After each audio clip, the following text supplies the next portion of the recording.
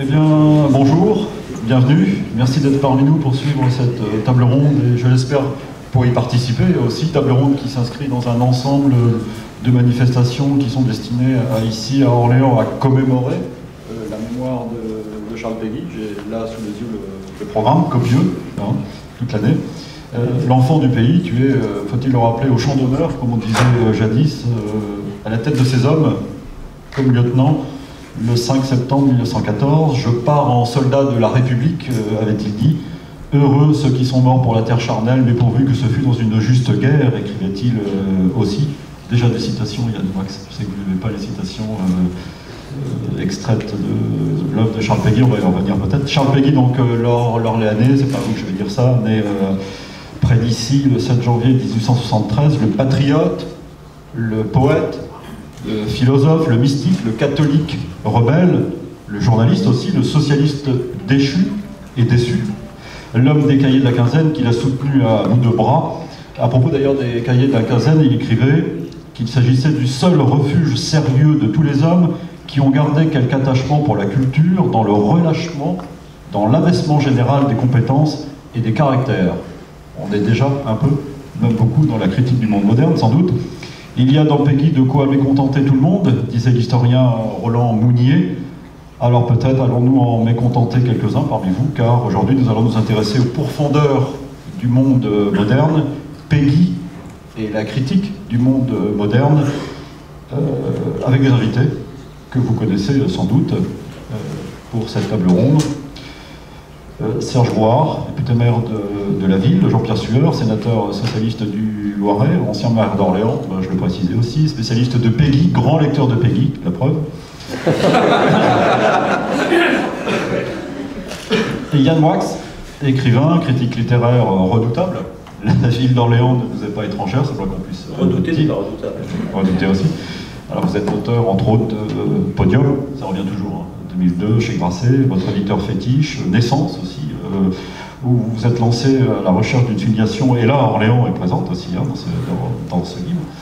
Et Géraldine Leroy, professeur émérite de littérature moderne et contemporaine à l'université d'Orléans, spécialiste de Péguy, sur lequel, Géraldine Leroy, vous avez beaucoup écrit, Péguy entre l'ordre et la révolution, aux presses de la Fondation nationale des sciences politiques en 1981, ou Péguy en son temps, avec Julie Saviani, publié ici à Orléans à l'imprimerie Bourgeois en 1983, et auteur d'une biographie de Charles Péguy qui vient de sortir aux éditions Armand Collin.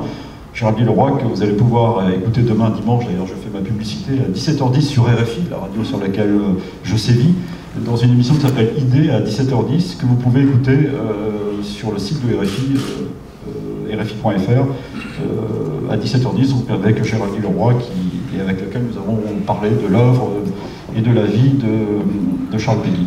C'était ma page de publicité pour le service public. Alors, Géraldine Leroy, on va commencer avec vous. Nous allons donc parler du monde moderne selon Charles Péguy. Tout le monde est malheureux dans le monde moderne, écrivait-il. Je voudrais qu'on commence par définir ce qu'était pour Charles Péguy le monde moderne il y a 100 ans. On parle souvent de l'argent, critique de l'argent, mais ce n'est pas réductible à cela, j'imagine.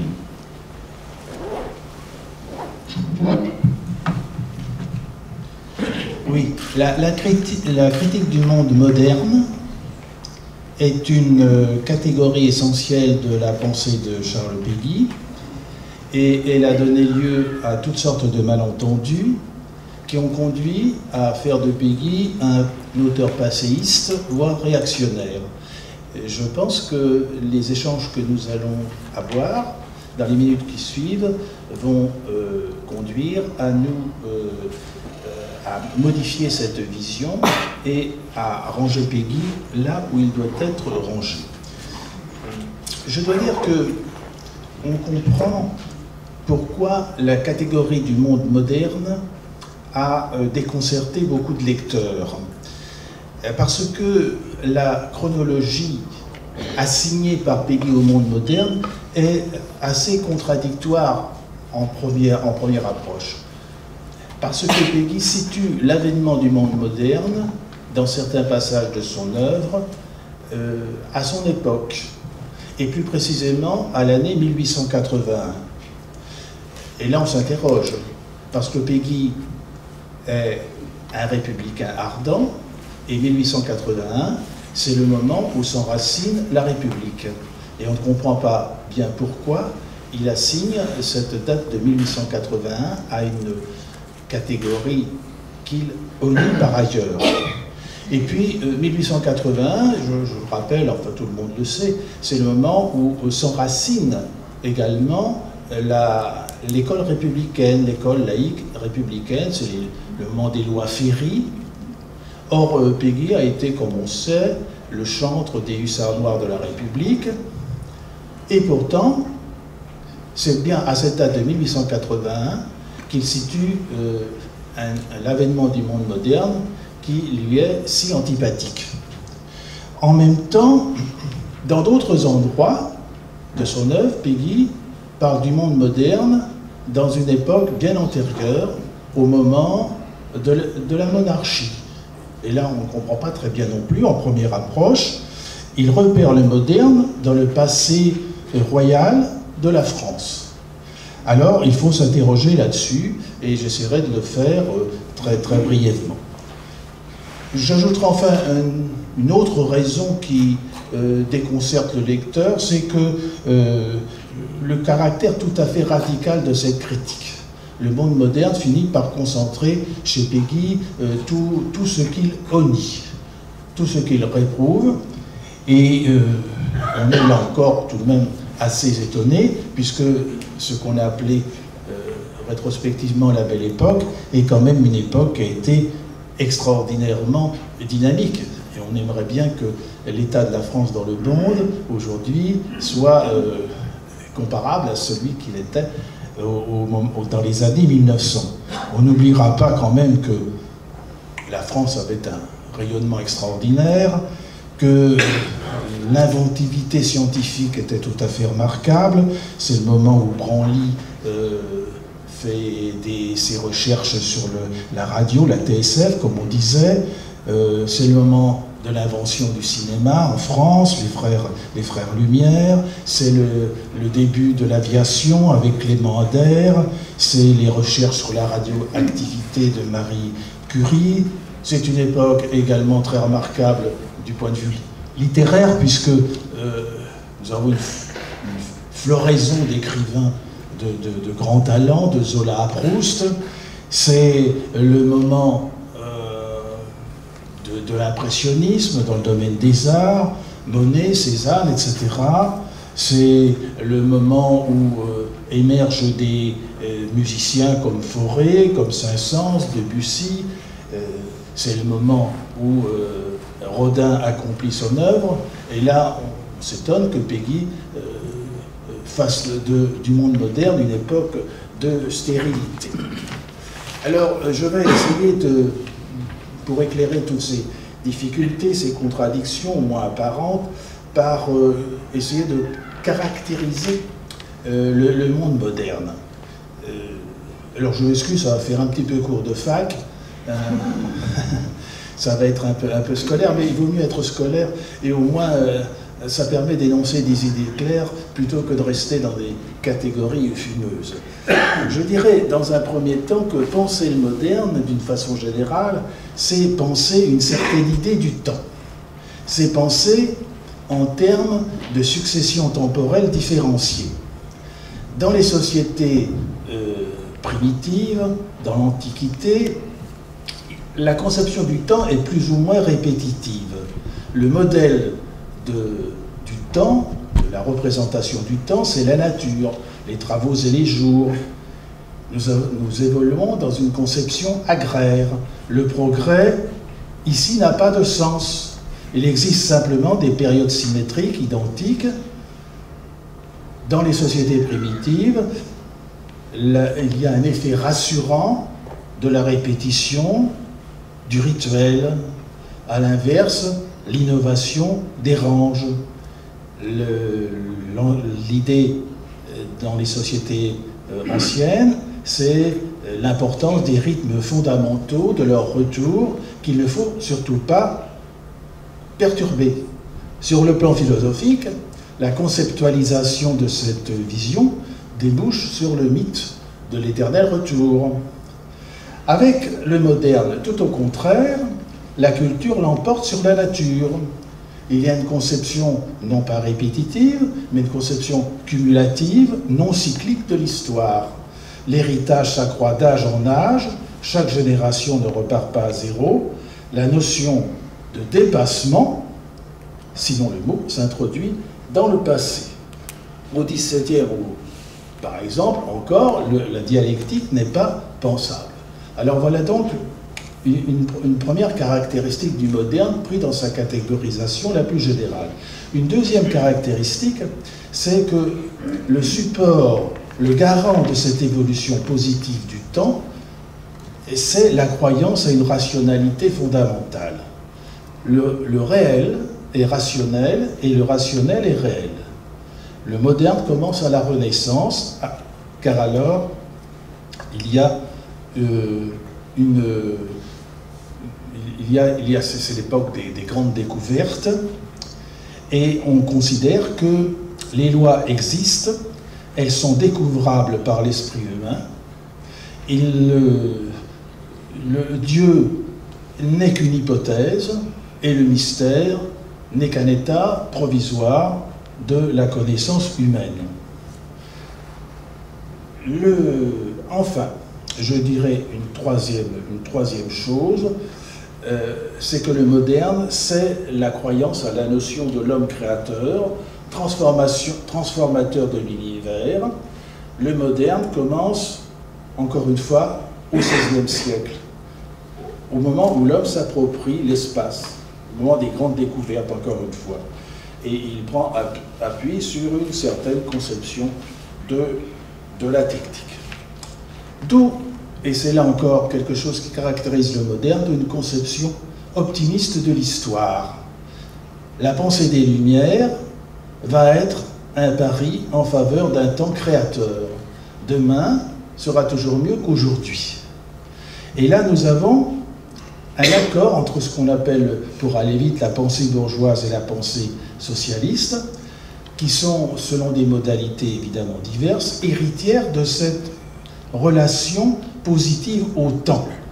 Les mythes antiques situaient l'âge d'or dans un lointain passé.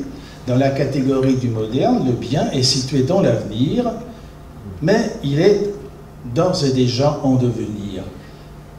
Le moderne est à chaque instant, à chaque moment du temps, le point ultime du progrès. Dans cette relation au temps, le devenir est toujours valorisé. Mais ce qu'il faut comprendre, c'est que le devenir n'est pas forcément valorisé dans l'ensemble de l'opinion. Il y a pour toute une catégorie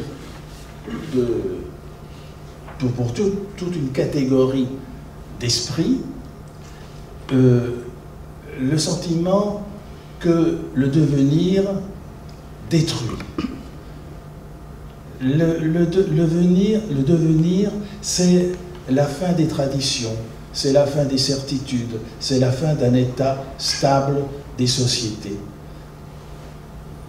L'idéologie républicaine a toujours favorisé le moderne. Mais il y a, et on ne sait pas toujours assez, encore une fois, tout un courant anti-moderne dans l'histoire de la pensée française, qui va des penseurs contre-révolutionnaires à des penseurs comme Maurras. Il faut bien voir que notre enseignement a valorisé le moderne parce que l'historiographie républicaine était héritière de cette conception moderne. Mais, encore une fois, il y a toute une tradition anti-républicaine, anti-moderniste, qui a été extrêmement active. Bon, voilà, j'ai terminé un petit peu sur cette exposition du moderne dans sa catégorie la plus générale. Alors si j'essaie maintenant d'aller un peu vite en ce qui concerne Péguy, Je dirais que pour Péguy, il y a trois acceptions principales du mot moderne. Une acception politique, c'est-à-dire que pour Péguy, le moderne a fini par incarner le dévoiement d'une grande idée, qui est l'idée de la démocratie. Et nous savons bien, si nous lisons un petit peu Péguy, qu'il y a toute une critique extrêmement véhémente des mœurs parlementaires, ne serait-ce que le chahut parlementaire. Péguy est très indisposé par le spectacle que donnent les députés quand ils s'agitent, quand ils s'interrompent. Il les considère comme des gamins mal élevés. Et par ailleurs... Là, on est très sages, hein, tous les deux. Je ne généralise pas. Pour le moment. Et il y a par ailleurs, chez Péguy aussi, cette critique du monde parlementaire, enfin, il ne dit pas de façon simpliste tous pourris, mais enfin, il dénonce souvent dans le monde parlementaire la subordination de l'intérêt public aux ambitions des carrières politiques. Et il dénonce, et là je ne ferai pas je n'ai pas le besoin d'entrer dans les détails, il dénonce le contraste entre discours politique et comportement, il dénonce les promesses non tenues. Que des choses passées. Et... Pardon ? Que des choses passées, en fait. Voilà. Et l'abandon aux impulsions démagogiques dès lors qu'on peut en escompter un bénéfice personnel. Voilà pourquoi la démocratie chez Péguy n'est pas toujours... Enfin, la démocratie telle qu'elle s'exerce en régime parlementaire est souvent l'objet d'une critique assez radicale. L'acception politique, c'est aussi... vise aussi chez Péguy la centralisation étatique. La centralisation étatique qui, dans les gouvernements post-révolutionnaires, peut entrer en contradiction avec les libertés individuelles. Péguy dénonce le rôle des préfets qui sont le relais de la politique gouvernementale, et sous le gouvernement Combes particulièrement, il y avait une volonté de faire relayer par l'administration des conceptions qui étaient certes celles du gouvernement, mais qui pouvaient heurter les individus dans leurs croyances religieuses, par exemple. Et cette centralisation, Péguy ne la situe pas simplement dans la fin du XIXe siècle, il la situe dès la monarchie. C'est pourquoi, comme je le faisais remarquer tout à l'heure, le monde moderne, c'est à la fois la fin du XIXe, mais c'est aussi la marche qui s'est effectuée dans le passé vers la monarchie absolue. Et en ce sens, dès le XVIIe,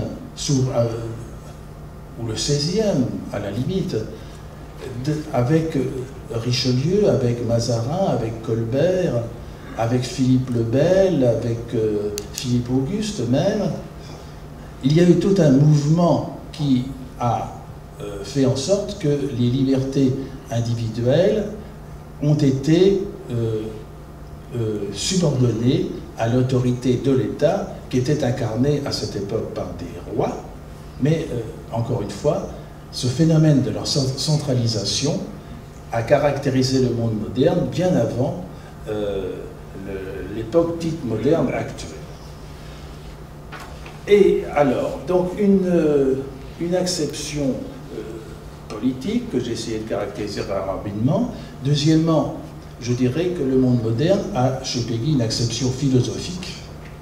C'est justement la mise en cause de l'idée de progrès, la contestation du positivisme, ça consiste à dire que à s'opposer à l'idée que la science peut répondre à tous les problèmes de l'homme.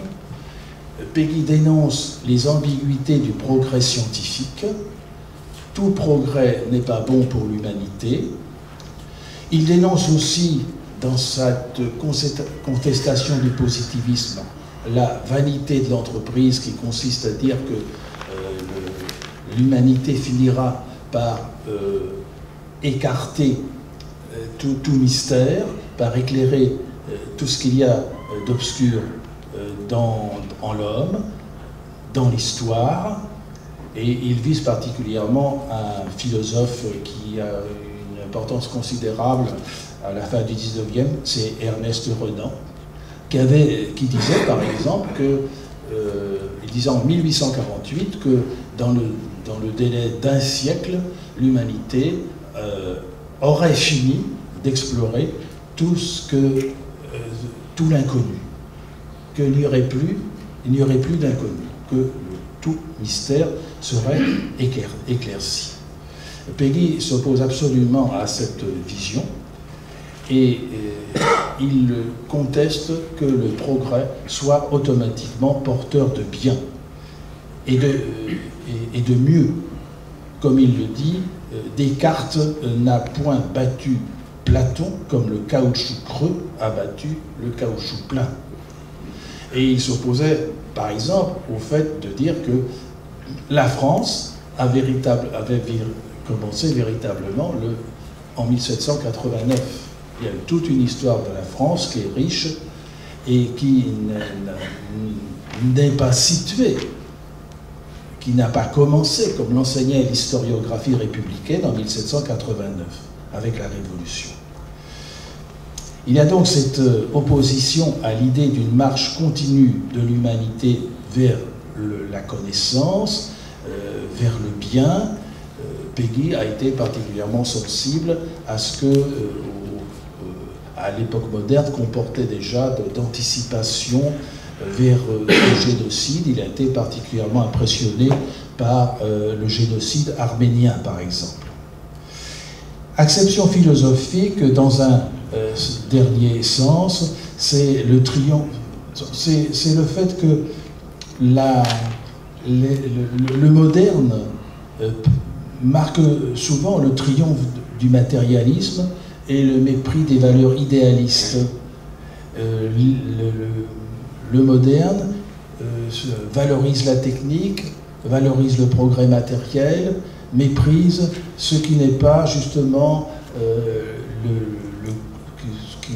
ce qui n'a pas à voir avec, ou méprise ce qui est d'ordre spirituel.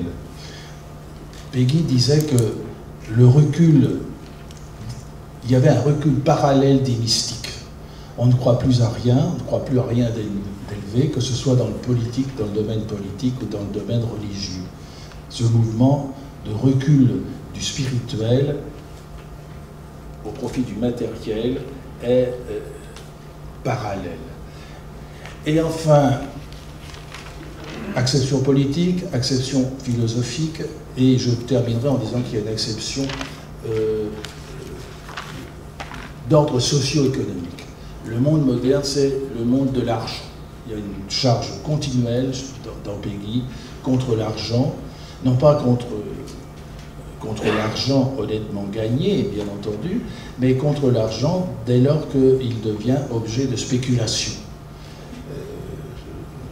Je prends souvent l'exemple de ces traders qui spéculent sur le blé alors qu'ils n'ont jamais vu un grain de blé et qui font en sorte que les agriculteurs de certains pays soient ruinés par des spéculations qui n'ont rien à voir avec l'intérêt des hommes.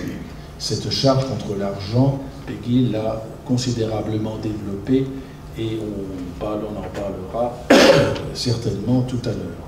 Alors voilà, je pense que j'ai essayé de caractériser rapidement ce qu'était le moderne dans son acception, dans ses différentes acceptions, et notamment chez Peggy, c'est cette dénonciation des structures, d'une métaphysique inavouée. Le monde moderne se dit fondamentalement scientiste. Il prétend éliminer tout ce qui n'est pas objectif, et en ce sens, il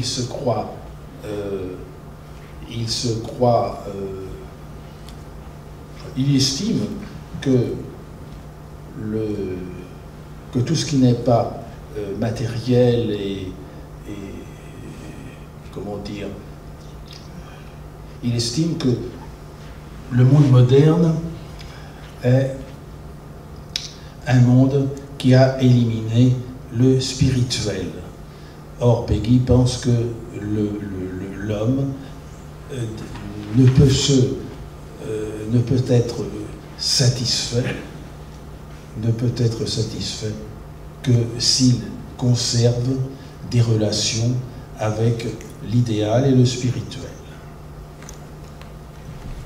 Alors, Jean-Pierre Sueur voulait réagir à ce que vient de dire votre voisin sur cette notion de monde moderne, cette notion de la politique, Géraldine.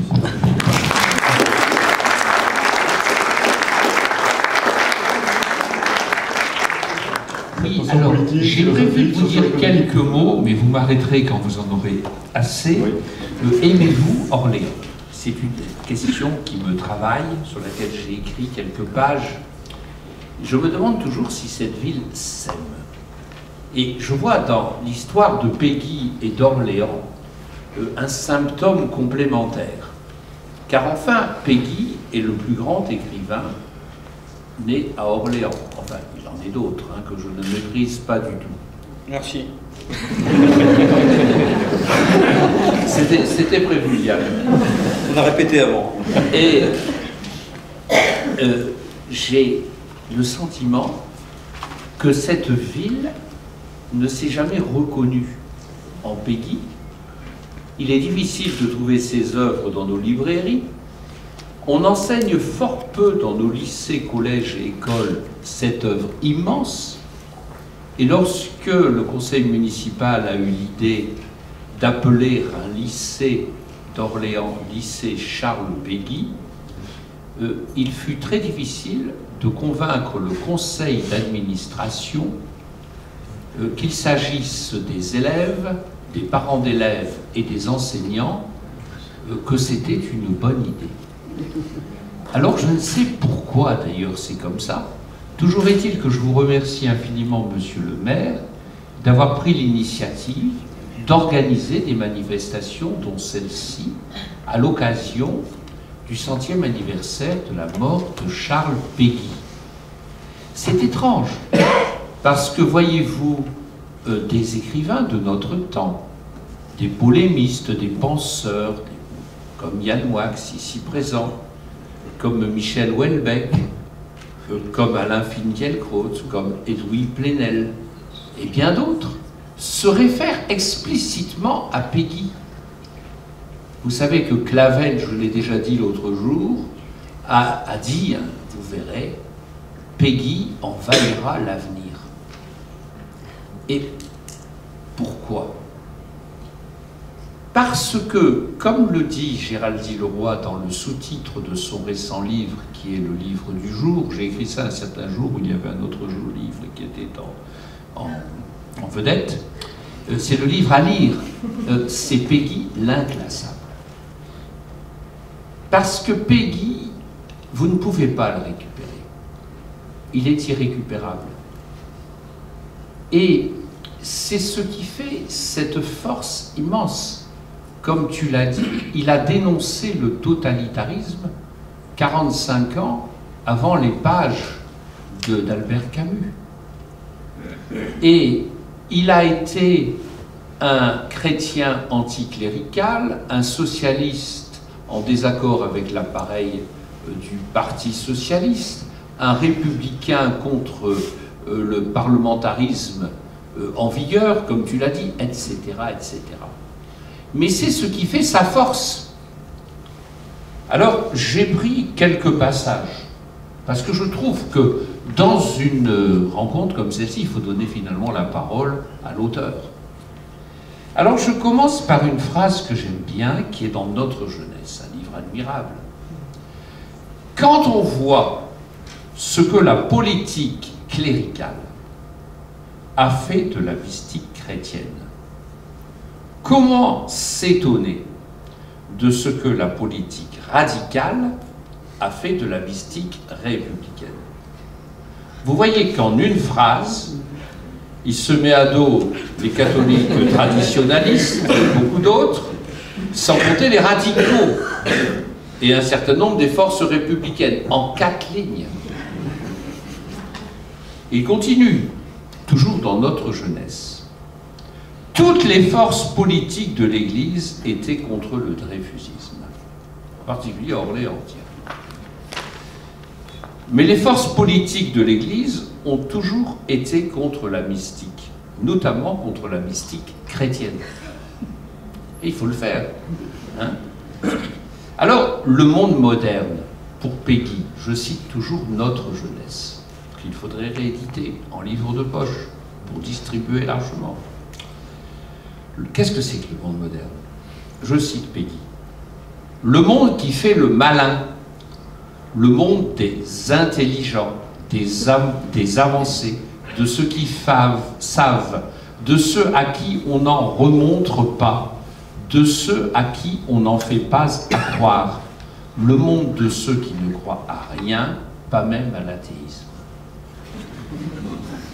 Alors, tu as parlé, Géraldine, oui, l'argent. Alors l'argent, il s'est trouvé un éditeur, l'Équateur, une publicité gratuite, qui a republié l'argent, un livre de poche. Vous savez, un jour, Madame le recteur m'a demandé d'aller parler aux étudiants de l'ESP. L'ESP, c'est l'ancienne IUFM, qui était l'école normale, quoi. Et je leur ai parlé de l'argent. Je leur ai dit, vous vous rendez pas compte, l'argent, connu dans le monde entier. J'ai assisté à un colloque à Saint-Pétersbourg, où des gens venus des fins fonds de la Sibérie venaient parler de l'argent, alors qu'à Orléans, tout le monde ignore, me semble-t-il, ces phrases pourtant si célèbres, sur ce palais laïque qu'était l'école normale du faubourg de Bourgogne, et sur les hussards noirs de la République. Alors, il dit aussi cette chose, vous comprenez, dans le début du XXe siècle, qui est très intéressante. Il dit, en gros, voilà, parce qu'il allait à l'école annexe de l'école normale, où il a été repéré par Théophile Naudy, c'est quand même bien qu'on lui donnait une rue, parce que sans Théophile Naudy, il n'aurait pas été au lycée Potier, il n'aurait pas appris le grec ni le latin, et il ne serait pas devenu un grand écrivain.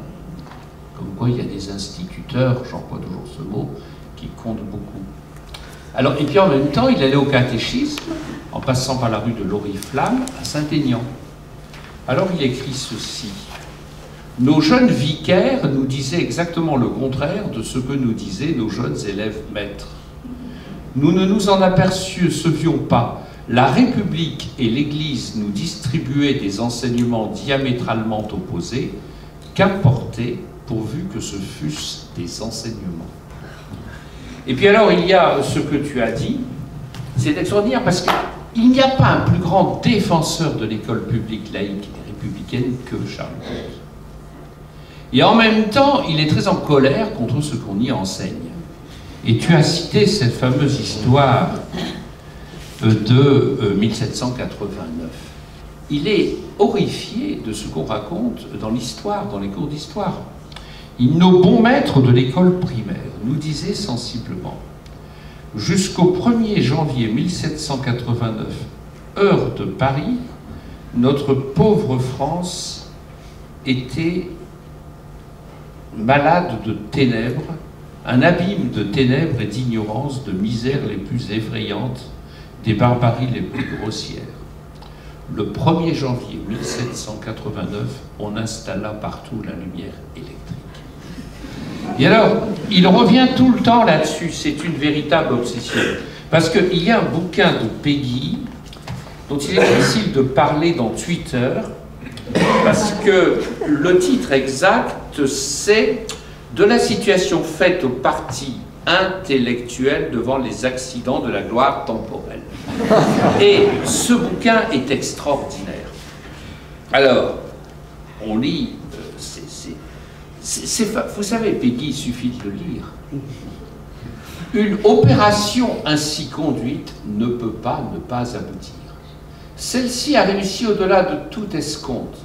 20-30 générations de Français, alors génération ils comptent par année, les années scolaires, sans compter les suivantes et celles qui viennent d'avance, croient en effet que ça s'est fait comme ça, que c'est comme ça, que tous les gens, sans aucune exception, depuis le commencement du monde, qui toutefois n'a pas été créé, jusqu'au 31 décembre 1788, après la naissance du Christ, à minuit, ont été de foutues bêtes. Le minuit étant compté comme 11h60 et pas une minute de plus, et que le 1er janvier 1789 à minuit, 0 minute, 0 seconde, 1 dixième de seconde, et encore les vrais savants ne s'arrêtent pas au dixième de seconde, tout le monde a été créé splendide, tout le monde, excepté bien entendu les réactionnaires. Voilà. Alors, il dit, on enseigne ça, mais il dit Louis XI alors. Hein? Et il est attaché profondément à l'école normale supérieure, à l'enseignement public, mais en même temps, il est violemment anti-positiviste, anti-scientiste.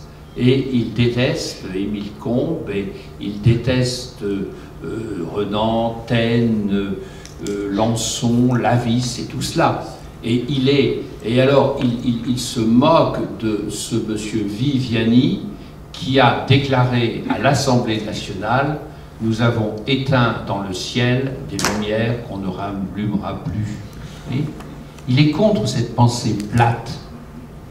Alors, bon, vous me direz quand il faut que je m'arrête, hein, monsieur le Président.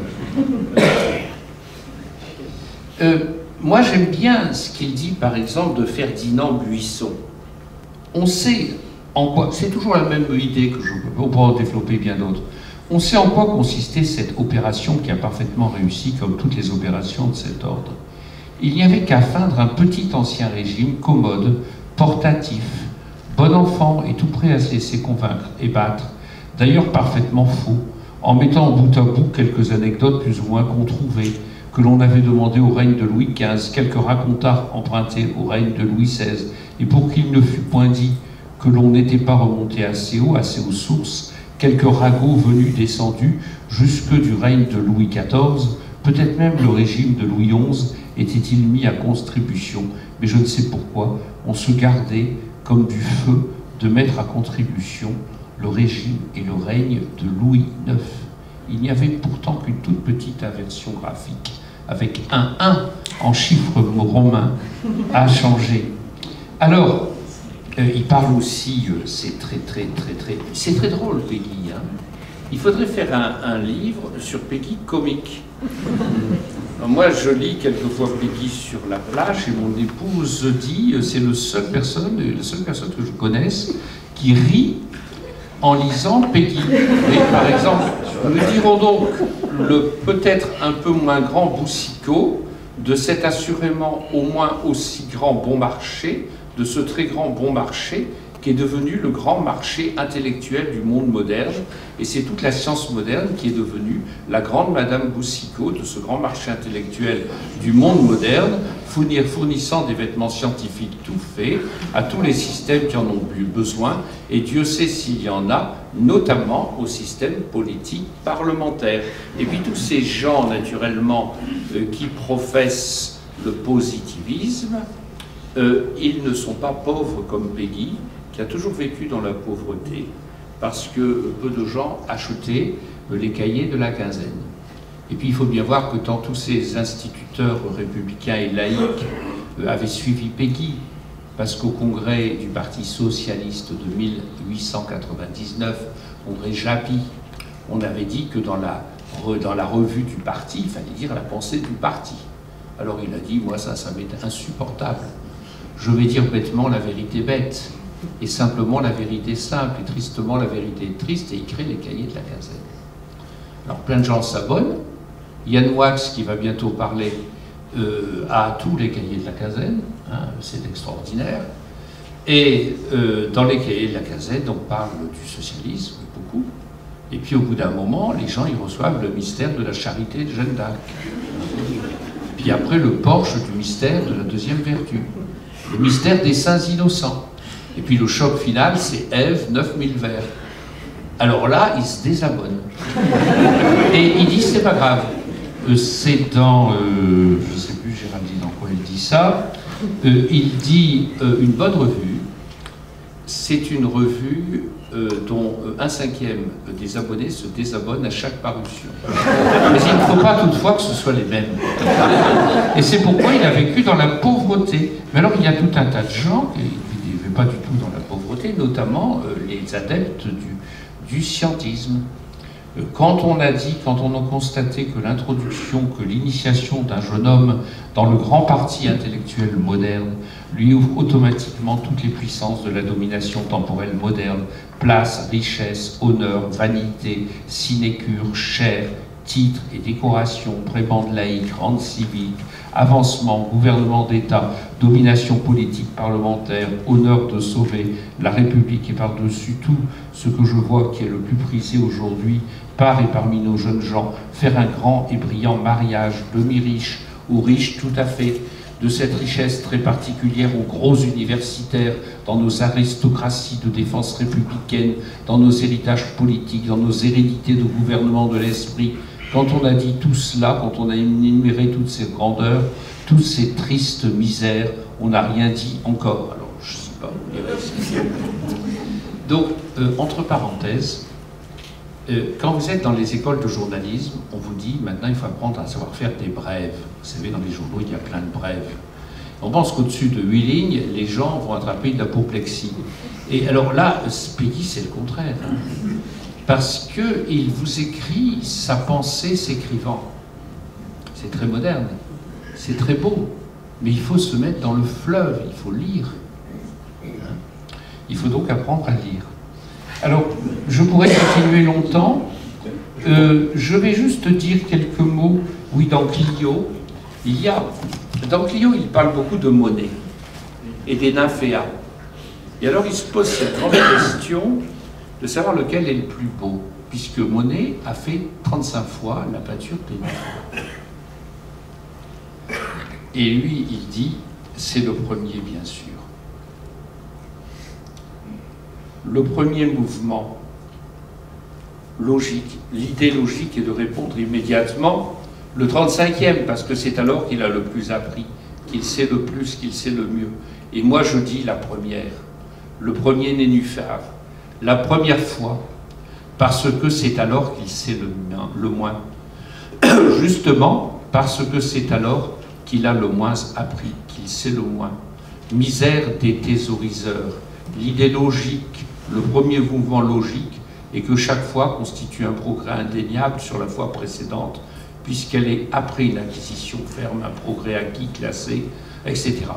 Et alors, bon, si j'avais eu le temps... Vous l'aurez. Non, mais attendez.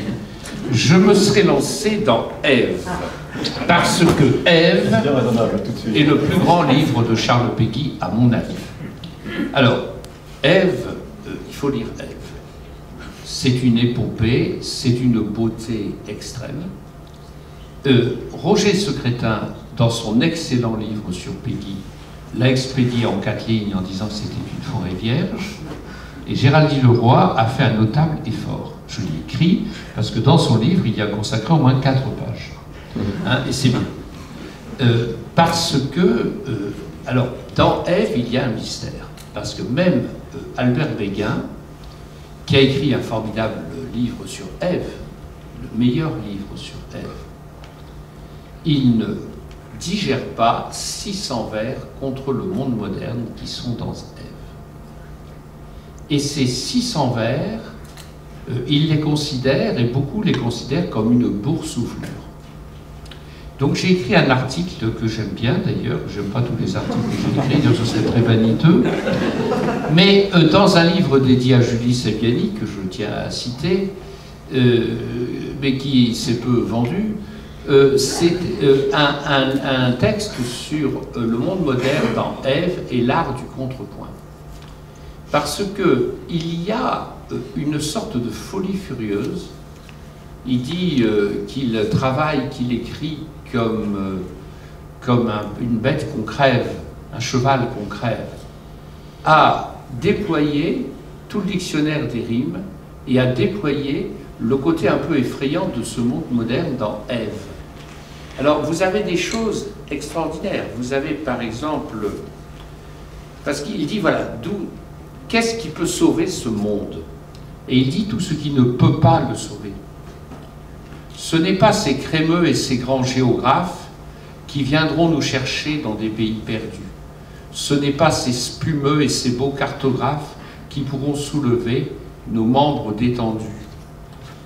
Et ce ne sera pas ces historiographes qui viendront nous chercher par des chemins rompus. Et ce ne sera pas ces tourneurs de carafes qui viendront soulever nos membres corrompus. Et ce ne sera pas ces graveurs d'épitaphes qui nous feront passer les ponts interrompus. Et ce ne sera pas ces auteurs d'autographes qui viendront soulever nos membres corrompus. Et ce ne sera pas ces téléphonographes qui nous introduiront aux racines de l'être. Et ce ne sera pas ces sténologographes qui viendront nous chercher dans la ronce et le être, etc., etc. Et alors, il y a quelque chose de très rabelaisien et qui fait beaucoup penser au dernier livre de Yann Moix qui s'appelle « L'essence », qui dure 1300 pages et dont je dois vous avouer que je n'ai lu que 700 pages à ce jour. Oui, mais il m'en reste encore 600. Et il y a une rage à exhiber ce vocabulaire, ces rimes. Mais ce qui n'a jamais été vu, c'est qu'il y a un formidable contrepoint. Et qu'il y a à des moments précis, des vers admirables, que je ne vais pas lire, vous les verrez, qui s'opposent à tout cela. Et qui montrent que dans cette histoire, Homère ensevelit hors du premier jardin Ève.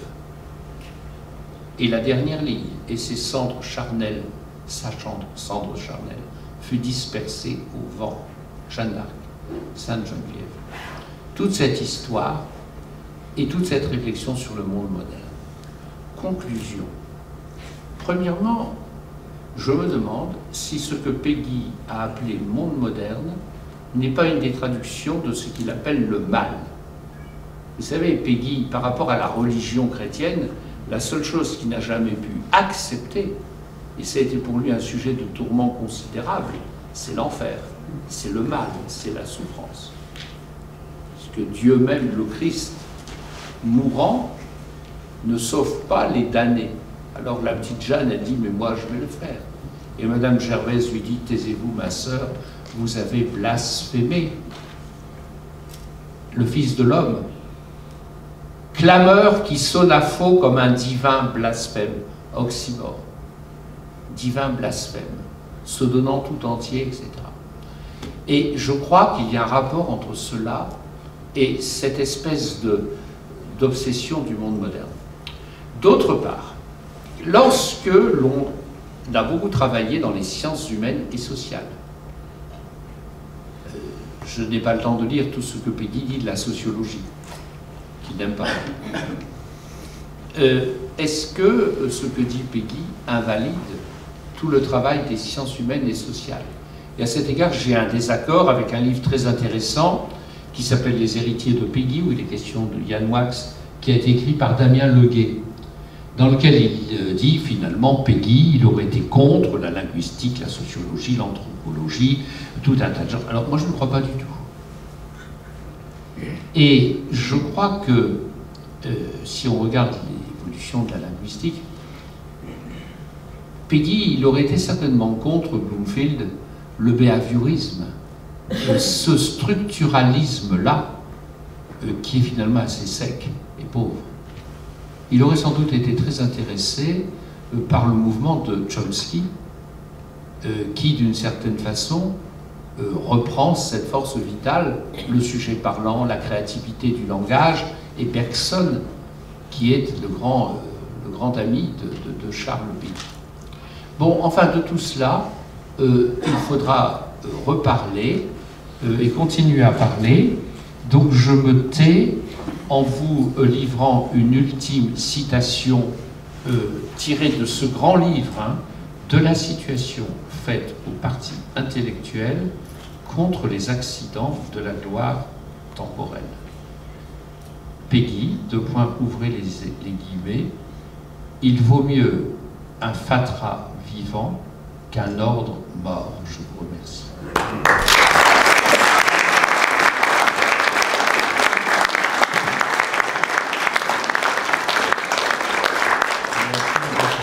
Pour votre analyse et pour vos lectures aussi. Peut-être que Yann Moix va nous faire quelques lectures aussi. Je vois que vous êtes bien équipés. Je voudrais, avant de vous donner la parole sur la question de monde moderne, revenir sur le côté drôle de Charles Péguy. Ah oui, non mais Péguy, alors moi aussi, on va faire un peu les DJ, car il faut donner la parole aux vivants. Alors, en l'occurrence, il est mort, mais il est quand même extrêmement vivant. L'humour de Péguy saute aux yeux. Vous parliez, Jean-Pierre, tout à l'heure de la Révolution française, et je me souviens de Péguy déteste les commémorations, pour des raisons que je vous expliquerai tout à l'heure brièvement. Il y a une phrase extraordinaire, le 14 juillet 1789 est le 0e anniversaire du 14 juillet 1789. Effectivement, je vais vous lire deux passages, parce que c'est bien vraiment de lui donner la parole, un sur les Kantiens et un sur les historiens de la littérature. Les Kantiens aux étroites et longues fenêtres, aux ouvertures aveugles, aux nombreuses petites baies rectangulaires, aux divisions multipliées, ne s'en inquiétaient aucunement, je ne vais pas vous dire de quoi, peu importe. Leurs fenêtres étaient faites pour que l'univers ne vît point ce qui se passait chez eux, et non point pour qu'ils eussent quelque idée de ce qui se passait dans le vaste univers. Ils cultivaient leur jardin. Leur jardin était un petit jardin d'agrément, surtout un petit jardin de rapport bien administré.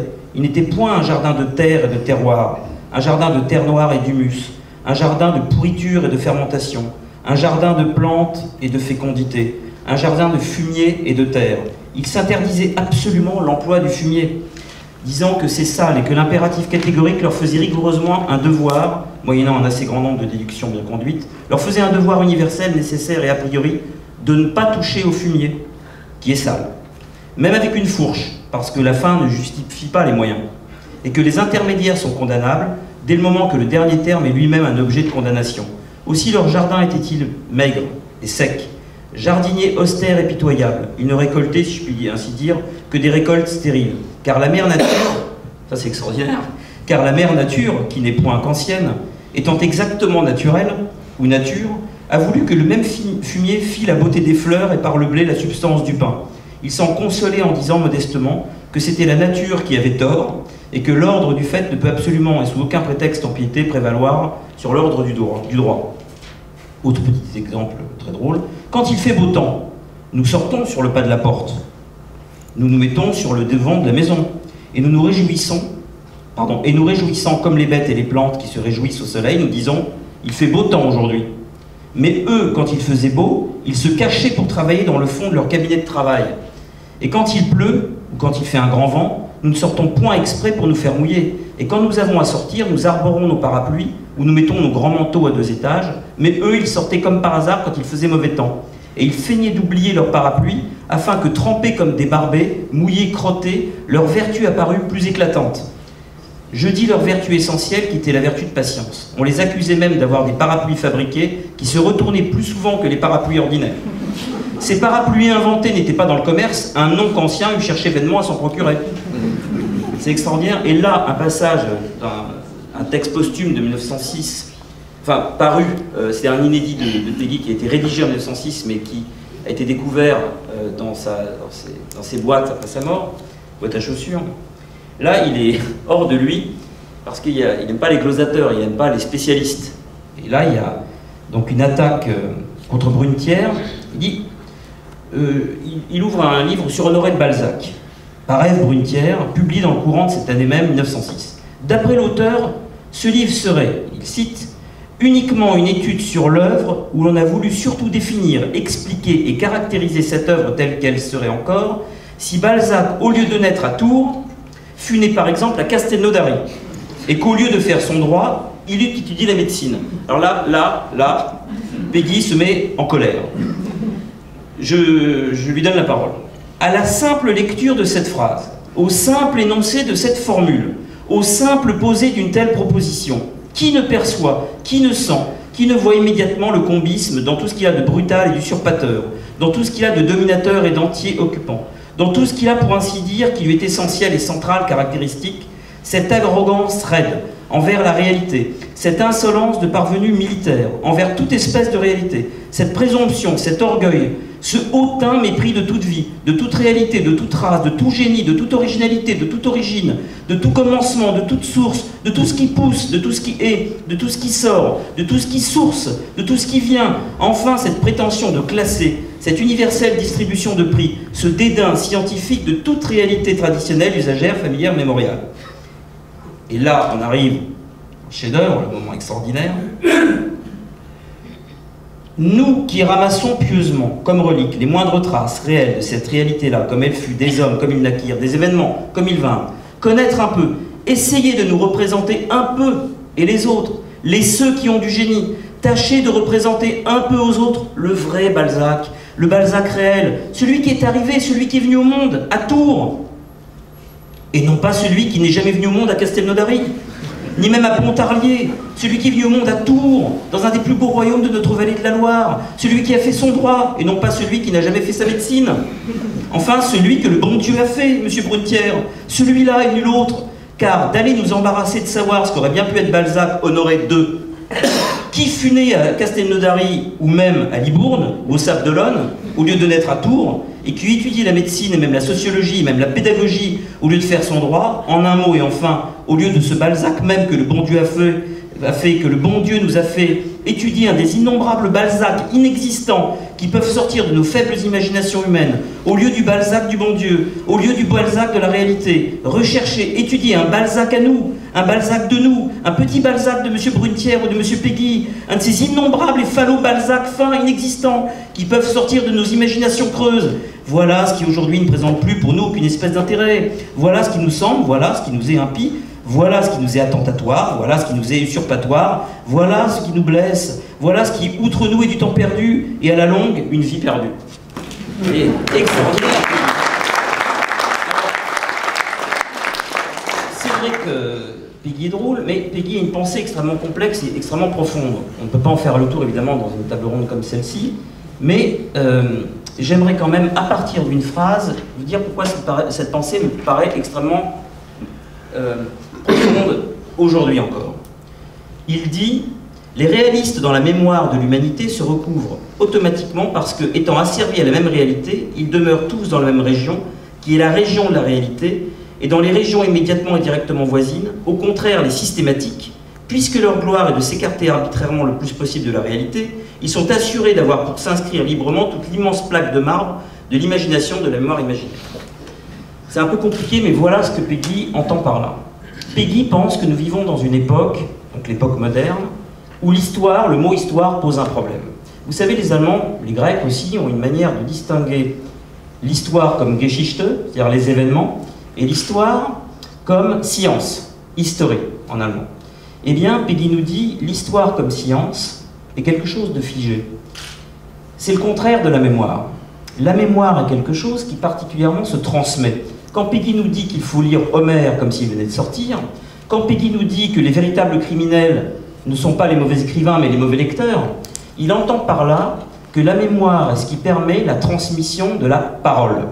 La parole, ça ne veut pas dire la parole forcément orale, elle peut être écrite, mais une parole qui, pour Peggy, sourd de très loin. Et c'est pour cela que Peggy est un philosophe ou un écrivain du questionnement. Heidegger disait « Keine Werke, pas d'œuvre, sondern Wege, des chemins ». Et donc Peggy est un philosophe ou un écrivain du questionnement. Plutôt que d'atteindre un but, et bien effectivement, comme disaient mes deux prédécesseurs, c'est une œuvre qui est sans cesse en train de fouiller, de chercher, parfois de se contredire. Peggy ne rature pas vraiment. Peggy essaye de cheminer. Et dans ce cheminement, évidemment, tout dogmatisme est exclu. Pourquoi, par exemple, Peggy utilise l'humour? Parce que Peggy nous parle. Or, l'humour, si vous voulez, est quelque chose qui permet la transmission. Qu'est-ce qui freine la transmission? Là, on pourrait même parler de transmission dans le judaïsme. Qu'est-ce qui freine le verbe? Qu'est-ce qui nous empêcherait de ne pas être contemporain d'Homère? C'est le cliché. Le cliché est un frein. D'ailleurs, le cliché, étymologiquement, le cliché c'est une image, donc c'est pas fluide une image. Vous avez, quand vous envoyez un SMS, c'est fluide. Quand vous envoyez un MMS, ça met plus de temps. La parole se transmet, l'image se transmet difficilement. Donc le cliché est quelque chose qui obstrue la parole, qui obstrue la transmission. Autre chose qui obstrue la transmission, nous dit Peggy, c'est la science. Pourquoi? Si on réfléchit, nous dit Peggy, une démonstration mathématique et une image, c'est le même procédé sur quelque chose de figé. Pourquoi? Une démonstration, on sait où l'on va, on réfléchit dans un but précis, c'est-à-dire le CQFD, ce qu'il fallait démontrer. Ça veut dire quoi? Ça veut dire que le résultat d'un théorème à démontrer avait toujours déjà été là. Donc on est contre la pensée du raisonnement, et d'ailleurs contre la pensée du questionnement. Et d'ailleurs Peggy à un moment soulève ce problème, il dit, le problème des mathématiques, pourquoi est-ce que les mathématiques et la science c'est le contraire de la pensée? Pourquoi est-ce que le scientisme c'est la mort? Pour une raison très claire, c'est que il faut partir du principe que celui qui commence une longue démonstration ne va pas évoluer pendant le temps de démonstration. Pourquoi un être humain qui commence par exemple à haut niveau en mathématiques, faisant une démonstration d'un théorème complexe pendant 6 mois, pourquoi est-ce qu'il garderait constamment le même cap intellectuel? Pourquoi est-ce qu'à aucun moment il ne viendrait évoluer et bifurquer lui-même de sa propre pensée? La preuve que la pensée mathématique et la pensée scientifique n'est pas une pensée, c'est qu'elle part du principe que celui qui va s'y engloutir, d'abord a un but à obtenir, et ça, pour Peggy, c'est inadmissible, jamais de plan, disait-il, et deuxièmement, il faut partir de cette hypothèse que celui qui va démontrer n'évoluera pas en chemin. Or, Peggy ne cesse d'évoluer en chemin. Peggy nous dit, l'histoire telle qu'elle est aujourd'hui enseignée, c'est la mort, car c'est une histoire monumentale, une histoire d'archives. Pour lui, la modernité, c'est l'empilement. Il a cette obsession d'ailleurs du capitalisme, c'est vrai. Il dit, l'histoire telle qu'elle est enseignée, la science telle qu'on nous l'inflige, a à voir avec la caisse d'épargne. Il nous dit une chose très étrange, que la mort des civilisations n'est pas très grave, qu'il faut opérer des saignées de temps en temps dans la culture, il faut oublier. Et donc, la chose très importante, c'est que l'histoire pour Peggy, ironiquement, quand il l'appelle Clio, en fait, il la traite de vieille prostituée, etc., dit « Tu ne fais, toi, Clio, qu'emmagasiner. Tu ne veux jamais te faire de saigner. Tu veux toujours empiler, capitaliser le savoir. Et à force de tout connaître, à force de vouloir toujours capitaliser en ton propre sein, tu en oublies quelque chose d'essentiel, c'est la réalité. La seule manière de rendre sa dignité au réel, de rendre sa dignité à la vérité, c'est d'oublier. Pour Peggy, la mémoire, c'est la faculté d'oublier. Et la parole, pas d'oublier évidemment l'essentiel. La parole d'Homère, la parole de Rabelais, la parole de Corneille sont un même verbe qui, de manière générique, indépendamment des personnalités qui les incarnent, car si on personnalise la littérature, on revient aux monuments, et Peggy déteste les monuments, cette manière qu'a la parole fluide, la fluidité du mot, la fluidité du verbe, d'ailleurs Peggy disait avant le commencement sera le verbe, c'est-à-dire que pour Peggy, tant que quelque chose n'est pas nommé, un peu comme chez Francis Ponge, cette chose n'existe pas. Le verbe n'est pas là pour faire joli, n'est pas là pour raconter des histoires, n'est pas là pour servir de scénario à l'histoire de France, par exemple. Le verbe est là pour donner au réel sa réalité.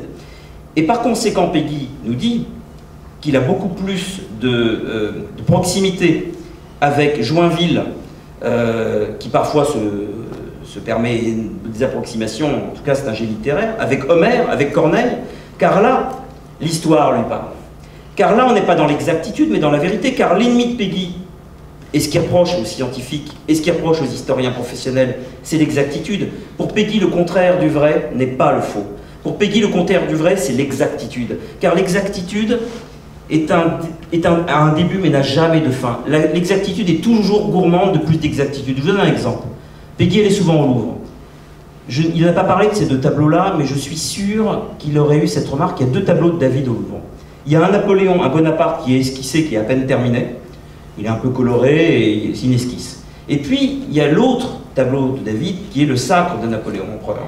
Et là, il y a des détails partout. L'exactitude est partout. Et comme par hasard, le tableau le plus vrai des deux, c'est celui qui est esquissé. C'est celui dont on parlait tout à l'heure, c'est le premier nymphéa, l'esquisse. Car dans l'esquisse, il y a la fluidité du verbe, il y a la fluidité de la parole. Alors que dans l'exactitude, qui est toujours gourmande d'elle-même à l'infini, on voit que finalement tout est faux. Et d'ailleurs, la mère de l'empereur n'était pas là, et vous voyez que David a quand même mis la mère de l'empereur. Donc l'exactitude, si vous voulez, n'a jamais été un synonyme de vérité. Peggy nous dit que l'exactitude nous force à empiler de plus en plus, à nous comporter comme des épargnants. Et donc Peggy, finalement, et c'est aussi ce qui explique à mon avis sa pauvreté constante, est un homme qui s'allège, tout le temps s'allège. Il s'est même allégé de son œuvre à la fin de sa vie. Il est parti en 14. Ma théorie personnelle, c'est que sans dire que Peggy s'est suicidé, je pense qu'il s'est allégé. Il a voulu rendre à son œuvre toute sa lisibilité en s'allégeant du poids de son propre corps. Et je pense, si vous voulez, que l'allègement dans l'œuvre de Peggy est un des mots-clés pour la compréhension de son œuvre. La preuve, Peggy n'a jamais voulu être considéré comme un écrivain au sens strict. Il disait qu'il était un quinzainier, un journaliste. Et donc c'est très important pour comprendre son cheminement intellectuel, c'est que le semainier n'a jamais dogmatiquement raison, il n'est jamais inscrit dans le marbre, et le semainier ou le quinzainier est là pour, à chaque fois, accompagner une sorte de temps, non pas historisant, non pas historiciste, non pas monumental, mais ce temps de l'actualité. Pour Peggy, l'actualité n'est pas un gros mot.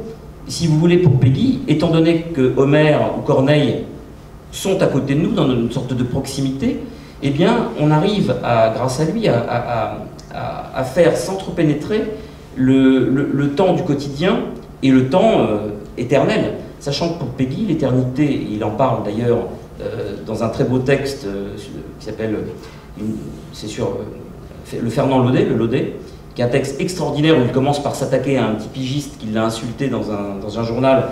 Et puis en fait, c'est un grand livre sur la mystique. Il dit qu'en fait, l'équivalent, les saints et les artistes, c'est la même chose. L'équivalent du génie dans le domaine artistique, eh bien, dans le domaine de la mystique, ça s'appelle un saint. Pourquoi? Car ce sont des gens qui ne s'alourdissent jamais. Ce sont des gens qui proposent que la parole soit transmise. Ce sont des gens même qui sont pour la transmission de la transmission. Et tant qu'un texte est-il lu, tant qu'un texte est mal lu, alors on assassine le temps. Tant qu'on décortique, comme Brunetière le fait sur Balzac, en faisant dire à des auteurs, à des poètes ou à des saints, des paroles qui sont en contradiction avec leur simplicité, avec leur vérité, alors on se comporte effectivement comme des assassins du temps. Et je terminerai en disant que chez Peggy, la véritable violence n'est pas dans ses pamphlets. La véritable violence dans Peggy est cette sorte d'angoisse perpétuelle que plus personne à son époque n'est là pour incarner tous les génies génériques de la littérature qui l'ont précédé.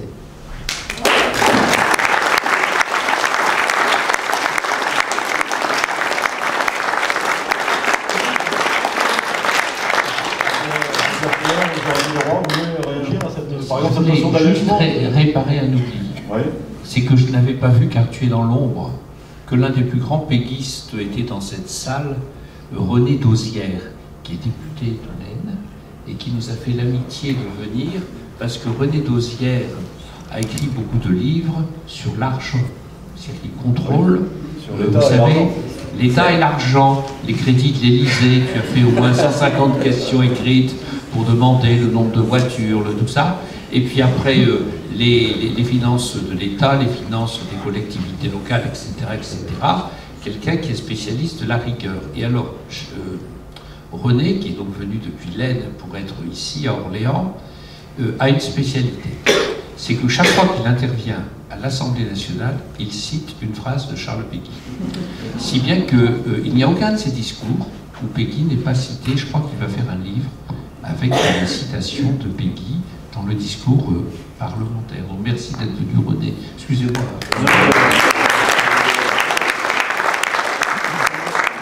Ça nous permet de préciser, puisqu'il reste à peu près 3 quarts d'heure, que vous avez la parole aussi, et peut-être que M. Dauzière veut intervenir dans les... Si. Certainement.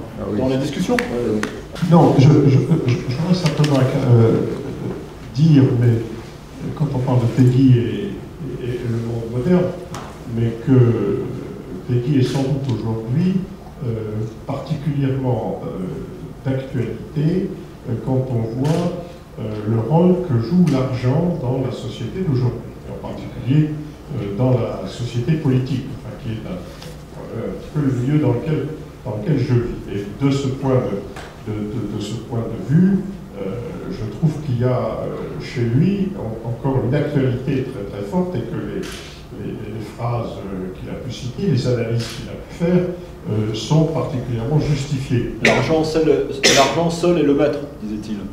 Oui, on le voit. Mais c'est-à-dire, c'est l'argent, c'est non pas l'argent qui permet de vivre, je crois qu'il dit une fois, pendant l'argent qui est gagné pour le moment, celui-là, il est très bien, je l'ai mis en citation d'ailleurs dans mes ouvrages, mais c'est le fait que tout est devenu, tout s'achète, quoi, et que la référence dans la vie, c'est devenu l'argent. Donc, il y a même des phrases un peu fortes, un peu dures contre ceux qui veulent épargner, enfin, dans les caisses d'épargne. Enfin, il ne faut pas mélanger un peu ces petits épargnants dont la vocation n'est pas nécessairement de faire de l'argent. Mais enfin, il y a là une actualité qui est très forte et je pense qu'on a beaucoup à retenir. Enfin, chez lui, en tout cas, moi, ça m'a marqué depuis que j'ai commencé à lire Peggy vers 17 ans. Vous savez, quand on l'a découvert, je pense que beaucoup de gens le connaissent, peut-être certains ne le connaissent pas, ils auront l'occasion de se mettre à le lire, que ce soit dans les œuvres poétiques et dramatiques, là, pour une nouvelle édition à sortir, ou bien dans les ouvrages qui sont déjà sortis.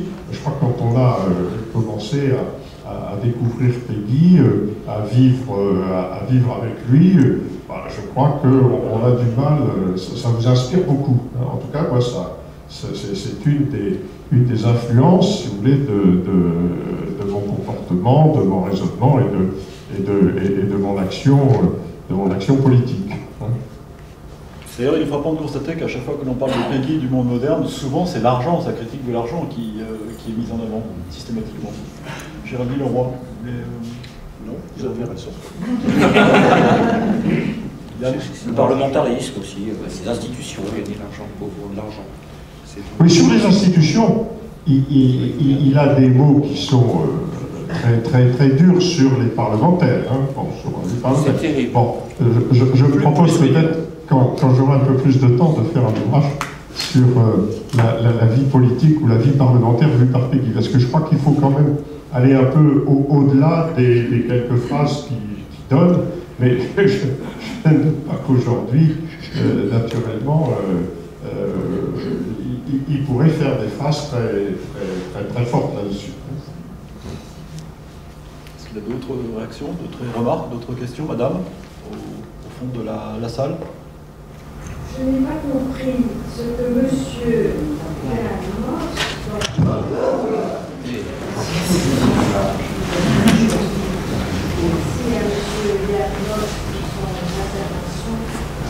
est-ce qu'il pourrait donner une explication sur sa dernière phrase concernant l'angoisse de Peggy?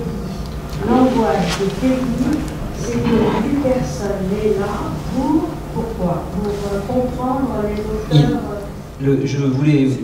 Je voulais appuyer sur le fait que le monde moderne, bien sûr, pour lui, c'était ce dont on vient d'évoquer, c'est-à-dire l'argent, etc., mais aussi cette perception très aiguë qu'il avait que la parole était en train de mourir. La parole, non pas au sens de la liberté d'expression, la parole au sens du verbe, qui pour lui est le verbe originel des Grecs, très influencé par les Grecs, Peggy. Que dans ces poètes grecs, ces tragédiens grecs, Homère, Euripide, Échille, etc., il y avait à la source donc, de notre civilisation, de notre connaissance du monde, si vous voulez, pour être très clair, tant que quelque chose pour Peggy n'est pas nommé, le monde n'étant pas nommé par le verbe, alors le monde n'est qu'un réceptacle dans lequel des lois de la physique ou des lois de la mathématique s'ébrouent les unes avec les autres, mais le monde est vide de sens tant qu'il n'est pas dit. Par un verbe, par une parole. Et cette parole, pour Péguy, c'est la parole des écrivains, c'est la parole des poètes, c'est la parole d'Homère, c'est la parole des Grecs. Il était, à mon avis, angoissé par la modernité, par le monde moderne, parce qu'il ne voyait plus qui, autour de lui, était celui qui était lui-même véhiculé cette parole. Il avait bien vu que dans les siècles précédents, il y avait Voltaire, où il y avait son Corneille adoré. Il a bien vu qu'il y avait Victor Hugo, qu'il admire en même temps, avec duquel il adore se moquer. Mais il ne voyait plus qui, parmi ses contemporains, incarnait, si vous voulez, ce moment du verbe-là à travers un génie de la littérature. Peut-être, ça à mon avis c'est même le cas, s'était-il donné cette mission. Et puis peut-être qu'il a pensé avoir échoué dans ce domaine. Il y a un texte magnifique de lui qui dit « Nous sommes des vaincus ». Et dans ce texte « Nous sommes des vaincus », à mon avis, il pointe sa pauvreté financière, ses tourments financiers, ses problèmes de santé, ses problèmes de famille et ses problèmes avec les cahiers de la quinzaine, mais aussi, à mon avis, il a peur que le grand vaincu soit cette parole, la grande vaincue soit cette parole dont je parle actuellement. Il est terrible d'ailleurs ce texte, Nous sommes des vaincus. Il y a une désespérance. Il était en pleine dépression quand il a écrit. Bien sûr. Sur l'argent, Péguy a toujours été pauvre. Et ce que l'on lit très bien dans le dernier livre de Géraldine Leroy, il n'a pas parlé, mais c'est qu'on a ce mythe de la rempailleuse de chaises, sa grand-mère, sa mère, etc. Mais quand il était l'école normale supérieure, alors qu'il aurait pu devenir un fonctionnaire, il a décidé de créer une librairie socialiste. Et sa mère, nous dit Géraldine, est venue le voir et l'a giflé parce qu'elle trouvait que c'était insensé. Ensuite, il a rompu avec cette librairie socialiste. Il y a eu des tas de problèmes. Et il a vécu très pauvrement en faisant tout dans les cahiers de la quinzaine. Son premier livre, qui s'appelle Jeanne d'Arc, pour lequel il a interrompu ses études pour venir s'installer rue de Bourgogne, non pas faubourg de Bourgogne, mais rue de Bourgogne, dans cette épicerie où il y a une plaque. C'est plus une épicerie. Il a été vendu à un exemplaire.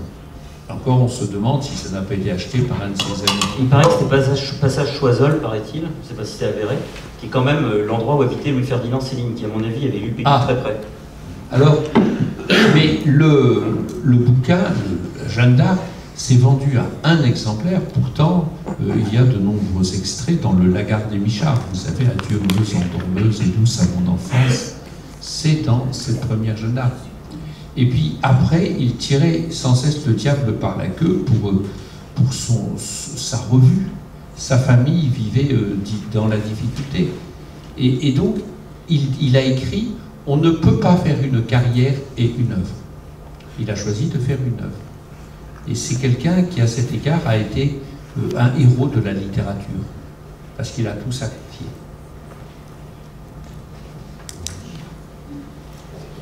Monsieur ?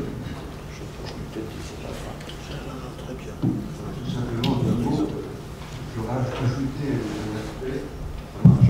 Oui. Et la nourriture spirituelle. Je pense que Péguy, c'est pour moi un aliment. Ça m'aide à vivre, tout simplement. J'ai souvent des écrits de Péguy sur ma table de chevet. Et je me pose une question, parce que c'est un homme qui est plein de contradictions, effectivement, comme nous tous. C'est sa richesse, c'est sa faiblesse. C'est comme ça qu'il nous convainc. Je me pose une question à l'ère du numérique, de la civilisation qui nous attend. Qu'aurait-il pensé? Et j'aimerais bien avoir des éclaircissements des gens qui connaissent bien Péguy.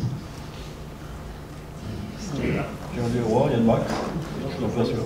Qu'est-ce qu'il aurait pensé du numérique?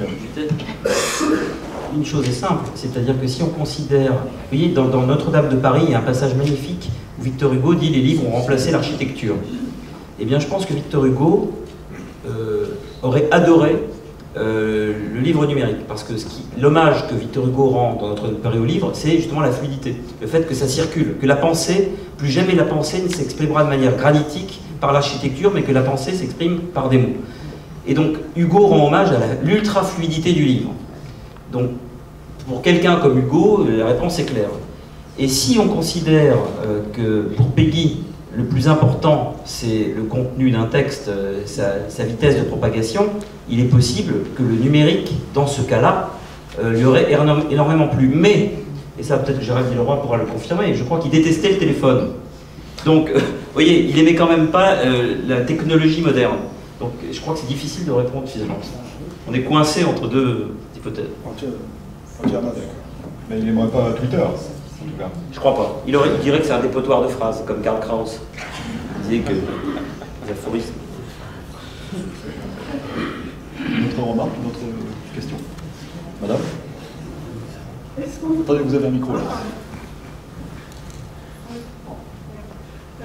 Est-ce qu'on ne peut pas faire un rapprochement qui serait peut-être hasardeux entre Peggy et Camus? Parce que tous les deux n'ont pas eu leur père. Ils sont nés dans des milieux très modestes et ils ont été élèves à l'école publique. Ils ont eu des instituteurs aussi qui ont reconnu leur don. Et en même temps, justement, ils se sont trouvés propulsés dans des milieux où, à l'époque, les enfants, même qui allaient au lycée, étaient des enfants généralement de milieux éduqués, bourgeois. Et comme ils étaient intelligents, ils ont dû faire leur propre chemin, quelque chose de vraiment personnel, individuel, et donc aussi avec ils ont été mal perçus à leur époque par les milieux intellectuels. Oui, tous les deux ont l'un refusé l'agrégation et l'autre donc n'a pas pu, je crois, représenter le concours, il était malade. Donc ce sont des gens justement qui portent vraiment une parole, c'est leur parole. Mais que pensez-vous de la comparaison? Oui, moi je pense que, je l'ai dit tout à l'heure, il y a un passage de Peggy, c'est dans Courrier de Russie, je ne sais pas quelle est la date de Courrier de Russie. 1905. 1905, il faut le lire, parce que vous lisez Courrier de Russie 1905, et vous regardez tout ce qui s'est passé au XXe siècle. Et vous verrez que personne n'a, à ma connaissance, parlé du totalitarisme comme Charles Péguy en 1905. Et il y a dans la Pléiade de Camus, je ne sais plus quelle, ça doit dater de 44-45, des pages sur le totalitarisme qui sont aussi très très fortes. Mais alors, il y a d'autres écrivains qui ont vécu modestement, etc., qui sont issus d'une origine modeste. Mais ce qui distingue fortement Camus et Péguy, c'est le style. Parce que vous lisez L'étranger, c'est pas du tout la même chose. Péguy, c'est un torrent.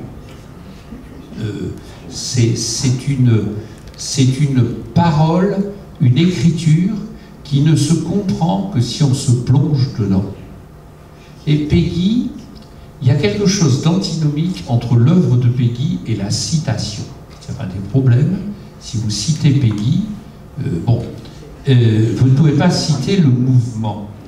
Et excusez-moi, j'ai l'air d'être un propagandiste du livre de mon voisin et ami très cher, c'est que dans ton livre, ce que ce livre apporte de nouveau par rapport à beaucoup d'autres, c'est que beaucoup de livres de Péguy, sur Péguy sont des hagiographies. Et on essaie à toute fin de montrer qu'il y avait un seul Péguy, qui pensait toujours la même chose. Or, ce n'est pas vrai. Il y a des vérités successives de Charles Péguy.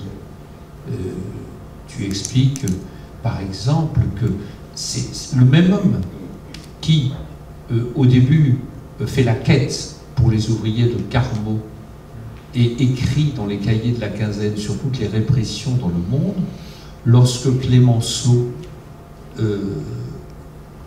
met en œuvre des répressions très dures contre les ouvriers, etc., les vignerons, il ne dit pas un mot. Alors pourquoi? Tu expliques qu'il est dans une autre phase, où le principal problème pour lui, c'est la guerre. C'est de préparer cette guerre, alors que d'autres sont pacifistes, etc. Mais donc, Peggy est quelqu'un qui change. Et j'ai trouvé ce que vous avez dit très juste, c'est un quinzonnier. Et ce côté journaliste, c'est-à-dire que, bon, ben voilà, il réagit à l'actualité. Et il peut être contradictoire. Mais c'est ça qui est bien. Les gens qui ne sont jamais contradictoires, et les gens qui ne changent jamais, sont dangereux. Il faut s'en méfier. Mais ceux qui changent tout le temps sont encore pires. Juste une petite anecdote pour dire à quel point c'est difficile de citer Peggy, parce que c'est vrai que c'est un mouvement, donc ça n'a quasiment aucun sens. C'est pour ça que les citations de Peggy sont toujours très dangereuses, parce qu'on ne sait jamais d'où elles viennent dans son propre texte. Et comme parfois il y a même des mouvances à l'intérieur de sa propre pensée sur 3 pages, c'est d'autant plus dangereux, c'est dangereux au carré. Mais il y a un texte qui a été repris pendant la guerre. Les résistants ont pris un petit passage de Peggy où Peggy dit « nous ne nous laisserons pas faire, nous résisterons, etc. » Et en fait, c'était une note qu'il avait laissée à ses typographes parce qu'il en avait marqué des coquilles dans les cahiers de la quinzaine. Donc vous voyez comment sa pensée peut être récupérée de manière un petit peu aléatoire. D'ailleurs, il faudrait écrire un... oui, c'est un des projets, mais la vie est en courte, sur la citation. C'est aujourd'hui... dans la presse, mais aussi par ailleurs, par rapport à la politique, il y a la citation. Monsieur X a dit cela. Ouvrez les guillemets, fermez les guillemets. Donc comme il l'a dit, ça l'identifie. Et comme aujourd'hui, on entend tout ce que l'on dit, puisqu'il y a des micros partout, puisque tout ce que vous dites sur les réseaux sociaux se balade, et puisque tout est dit partout, eh bien, ça devient très dangereux. Parce que vous prenez les paroles que vous dites dans une journée. Quand vous parlez, là comme là, en public, vous allez faire attention à ce que vous allez dire. Puis quand vous allez rentrer le soir chez vous, vous allez boire un verre, vous dire celui-là, franchement, bon. Mais alors, si quelqu'un entend tout, il va mettre entre guillemets, et il va dire, madame, monsieur dit ça. Mais les paroles que vous dites ont un statut complètement différent. Vous voyez ce que je veux dire? On dit des choses qu'on ne peut pas nous imputer. Bon, donc la citation, c'est pas une preuve. Ouais, pour Peggy, c'est sûr. D'ailleurs, il y a quelque chose de très troublant quand on lit Peggy. J'ai rarement lu de choses sur ce sujet. C'est très étonnant. Vous savez que Céline a inventé les 3 points, etc. Et Peggy, il a une particularité que je n'ai jamais vue ailleurs. Il ouvre des parenthèses et c'est rare qu'il les referme. Non mais c'est vrai, qui fait qu'on commence la parenthèse et on essaye de voir jusqu'où elle va et on voit qu'elle n'arrive jamais. Et ce qui est bien, c'est qu'évidemment, dans l'édition de la Pléiade, ils ont respecté cette aberration qui n'en est pas une, qui montre que la pensée est toujours ouverte. C'est vrai, d'ailleurs, les livres de Peggy ont un titre qui en général n'a pas de rapport avec le sujet. C'est-à-dire que mais c'est très, très réel. C'est-à-dire que vous prenez notre jeunesse, ça commence par parler d'une chose qui n'a rien à voir, puis ça parle d'autre chose. Et on pourrait... Les livres sont un flux. Ça continue toujours.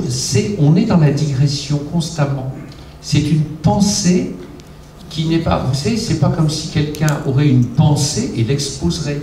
C'est une pensée qui se fait constamment en s'écrivant et qui s'écrit en se faisant, puisqu'on n'a jamais vu une pensée marcher toute seule sans mots. Ça n'existe pas. D'ailleurs, il me disait que tant qu'il n'avait pas écrit quelque chose, il ne savait pas ce qu'il pensait sur cette chose. On va faire un duo. Et il est dommage que les livres de Peggy soient si difficiles à trouver aujourd'hui. Bon, il y a les éditions de la Pléiade, mais pourquoi pas des éditions livres de poche, pourquoi pas des éditions pour un public large, puisqu'on a bien compris que la pensée de Peggy et le style de Peggy sont très actuels, très contemporains, nous parlent. Vous allez dans les marchés aux livres, là, à Orléans, il y en a, hein, oui, et vous trouvez des choses comme ça. Les vieux bouquins Gallimard, hein, ils sont tous... Mais alors, c'est dur à trouver, et moi je lance un appel, il faudrait tout publier en livre de poche. Parce qu'on a 4 Pléiades maintenant magnifiques, le 4e vient venant de sortir, et ça coûte très cher. Puis en plus, les Pléiades c'est bien, mais on ne peut pas les griffonner, tandis que ça, on peut. Mais, je vous assure que c'est... Mais moi j'ai une sorte de religion des Pléiades, moi j'ai peur de les abîmer. Il y a-t-il d'autres remarques, une autre question, madame? Et après, ça sera...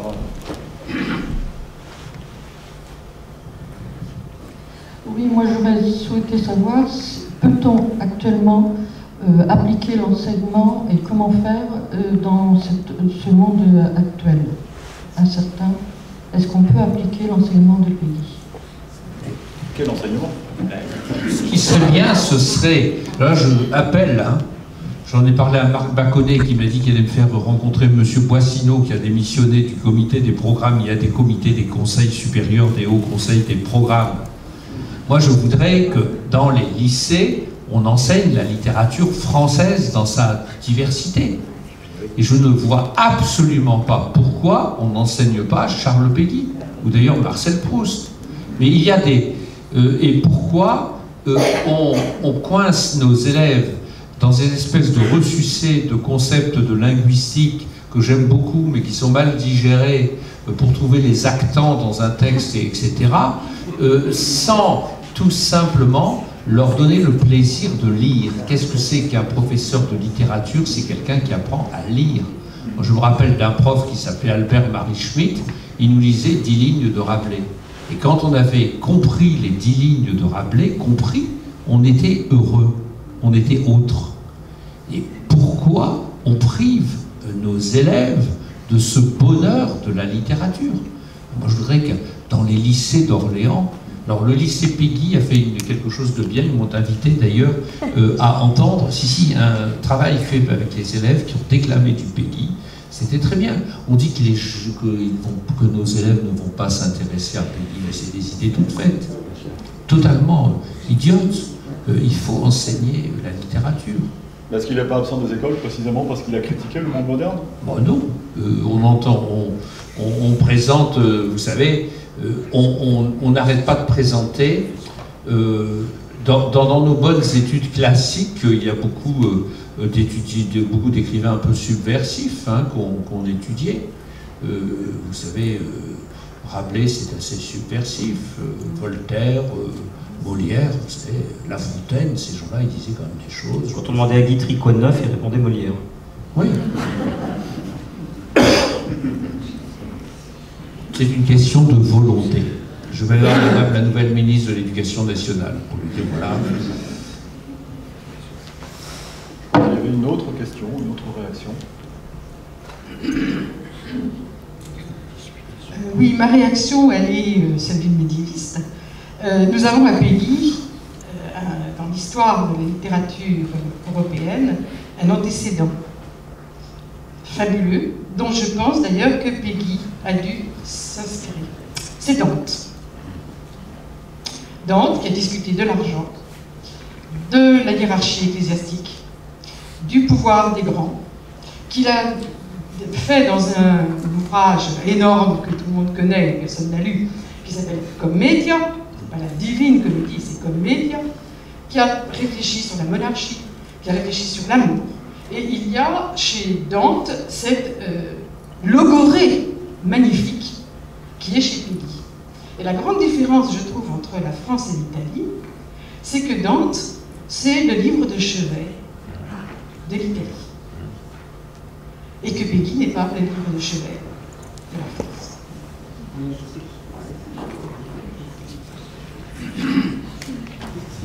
Ça me laisse prendre toi. Tu as raison. Il y a un texte de Péguy sur les comparaisons écrivain à écrivain. Il n'aurait pas aimé ce que vous venez de dire. Mais nous, on aime bien ce que vous venez de dire. Autre chose? Une autre question? Une réaction? Oui, je tiens à signaler qu'il est très bon professeur quand même de français, puisque je salue Madame Moulin, qui était ma professeure de français en 3e, sans laquelle je n'aurais pas écrit une ligne, je n'aurais pas eu cet amour de la littérature et de l'écriture.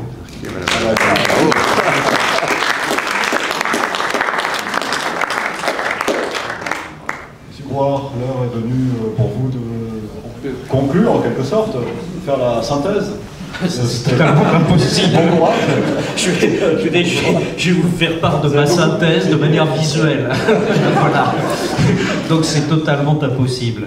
Et puis c'est doublement impossible puisque j'ai compris que l'on était dans une logique de flux, et donc le flux suppose qu'il n'y ait pas de fin. voilà, et vous me proposez de faire une fin, même si elle est provisoire, elle serait inacceptable au vu des échanges de ce matin. Alors, je vais quand même me livrer un tout petit exercice, mais très très rapide. D'abord, pour vous remercier les uns et les autres d'avoir participé à cette table ronde, qui s'inscrit donc dans un hommage qui est rendu à Charles Péguy tout au long de cette année. Il y a tout un programme qui a été élaboré à la fois par la mairie, par le centre Charles Péguy, que je remercie, et donc qui permet, j'espère, Jean-Pierre Sueur, de faire en sorte qu'Orléans ignore un peu moins Péguy. Est-ce que c'est de l'ingratitude? Je n'en suis pas sûr, je crains que ce ne soit pire, que ce ne soit simplement que de l'ignorance. Tout à l'heure, il a été fait référence à Balzac et à Tours. Je crains que l'on ne soit à peu près tout près d'ici, dans la même ignorance, ce qui est au fond assez dramatique, et ce qui pourrait nous amener à une sorte de pessimisme permanent. Et justement, je voudrais dire un petit mot là-dessus. Mon propos sera volontairement décousu, parce que Yann Moix a dit une chose qui me semble très juste, parmi toutes les choses justes qu'il a pu dire, pas de plan. Donc je ne ferai pas de plan, parce que moi j'ai été formé à la logique du plan. Donc, oui, ben voilà, oui. Donc l'enchaînement logique, enfin, l'enchaînement des choses, quoi. Et donc là, c'est un exercice qui est terrible pour moi, de parler, de restituer l'embrouillamini de mes notes. Et j'espère y arriver. Donc je vais encore passer à une autre chose qui n'a rien à voir, c'est que par rapport à ce pessimisme, ben Charles Péguy me rassure. C'est peut-être un enseignement que l'on pourrait retirer de ce matin. Pourquoi? Parce qu'il y a la permanence d'un certain pessimisme que l'on retrouve aujourd'hui. On vient de parler notamment, et c'était fort intéressant, des questions d'éducation, des questions d'enseignement. Même sujet, même débat. Et donc, nous qui avons souvent, en tout cas moi, je le dis très franchement, le sentiment d'une sorte de dégradation insidieuse, à la fois de la pensée, à la fois de la connaissance, à la fois des comportements, dont d'ailleurs, devant les spécialistes qui sont ici, je me permets de dire, mais vous me reprenez les comportements qui sont présents aussi dans les écrits de Péguy, dégradation de notre société tout entière. On a au fond cette sorte de ce qui nous paraîtrait comme un constat objectif. Et moi, ce qui m'intéresse, c'est que Charles Péguy fait finalement à peu près les mêmes constats il y a plus d'un siècle. Et donc, il n'y a pas dégradation, il y a simplement permanence. Et donc ça m'intéresse beaucoup et ça me rassure, parce que ça me rassure. Surtout les sujets qui ont été évoqués. On a parlé d'un grand débat qui nous agit aujourd'hui, c'est le rôle de la science. Le pessimisme et la critique faite de la science comme moyen de répondre à un certain nombre de problématiques, de difficultés, de sujets d'aujourd'hui. Et finalement, Charles Péguy dit des choses qui ressemblent beaucoup au débat d'aujourd'hui. C'est un exemple. L'argent, écoutez, oui, c'est très intéressant cette critique d'il y a plus d'un siècle. Peut-être, cher René, les choses se sont-elles malgré tout dégradées en la matière, mais je n'en suis pas sûr. Sa critique, alors là, effectivement, ça nous touche quelques-uns plus particulièrement, en plus c'est assez drôle, critique du parlementarisme, des parlementaires, du chahut. Ah bah on n'a pas changé. Ah non mais c'est vrai, René, les questions du mardi et du mercredi, ah moi j'ai souvent honte. Donc je ne me livre pas au chahut, je le dis. Je n'en pense pas moins. Et c'est d'ailleurs pour ça que je ne passe pratiquement jamais à la télé. Parce que ne chahutant pas, je ne suis pas intéressant. Ben oui. Rappelez-vous d'un de nos collègues, fort sympathique par ailleurs, qui un jour s'était mis à chanter dans l'hémicycle. Il a eu les honneurs de toutes les télévisions. Ben, le problème, c'est qu'il chantait lui très bien et nous sans doute beaucoup moins bien. Bon, donc voilà la permanence. C'est ce que j'aimerais pouvoir retenir. Je n'en suis quand même pas, malgré tout et malheureusement persuadé, mais si je me livrais à un trop grand pessimisme, je reprendrais Peggy pour me dire finalement que c'était au fond la même chose. Donc peut-être que la parole finalement ne meurt pas, peut-être qu'une table ronde comme celle d'aujourd'hui amène une petite goutte dans cet océan, mais l'apporte. Peut-être que votre intérêt de ce matin finalement exprime l'intérêt que d'autres il y a 100 ans ont exprimé. Toujours dans cette logique de permanence. Je crois que c'est Yann Moix qui disait également, il voyait Voltaire dans une sorte de désespérance du moment, si je l'ai bien compris, il voyait Voltaire. Ben, nous, peut-être que nous voyons Peggy, et peut-être que ceux qui viendront plus tard verront peut-être Yann Moix et d'autres. Dans cette permanence, ça m'intéresse beaucoup. Donc finalement, nous ne sommes peut-être pas des vaincus.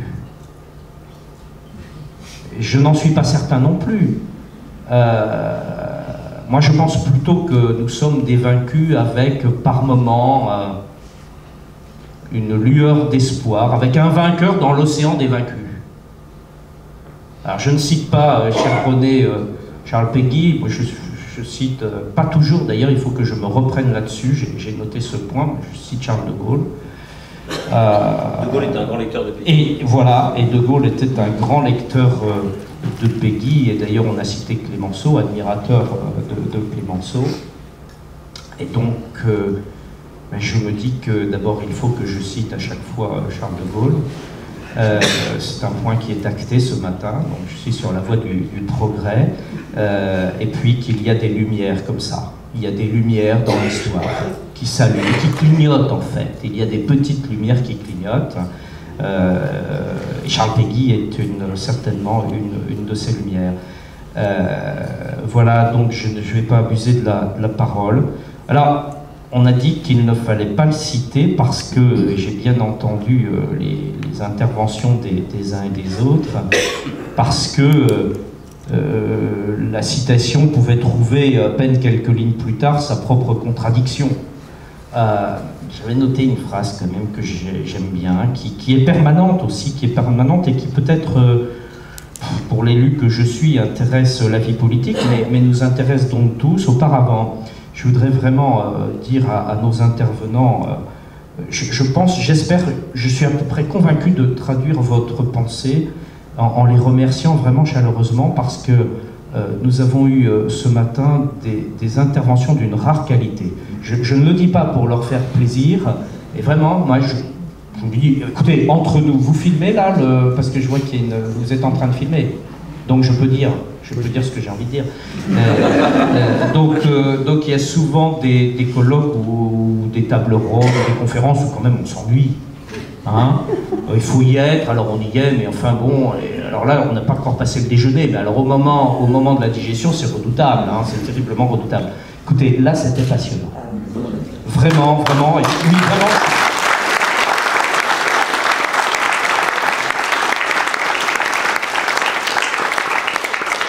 Et là aussi, moi je suis rassuré quand j'entends vraiment, mais je le pense profondément, la qualité des interventions de ce matin, dans ce monde parfois, là aussi, dans une sorte de pessimisme latent, un petit peu, comment dire, d'indigence, de verbiage, de toutes ces choses-là qui nous ennuient. On a pris, même dans ce lieu confiné, on a pris une bouffée d'air pur. Ah ben oui, on a vraiment, en tout cas moi je l'ai ressenti comme tel, et je regrette, là, très sincèrement, que l'on soit obligé de terminer. Parce que je pense que, d'ailleurs, on pourrait remettre ça. Mais voilà, non mais je suis convaincu que je traduis ce que vous pensez. D'ailleurs, je le dis, j'ai bien regardé dans la salle, vous êtes nombreux, personne n'a dormi. Voilà, donc ça c'est également un point tout à fait remarquable, et je crois que chacun a essayé de tirer substantifique moelle, comme on dit, la quintessence des propos, c'est passionnant, ça nous donne envie d'aller reprendre Peggy. Ce serait bien, Jean-Pierre Sueur, qu'effectivement tout cela soit réédité.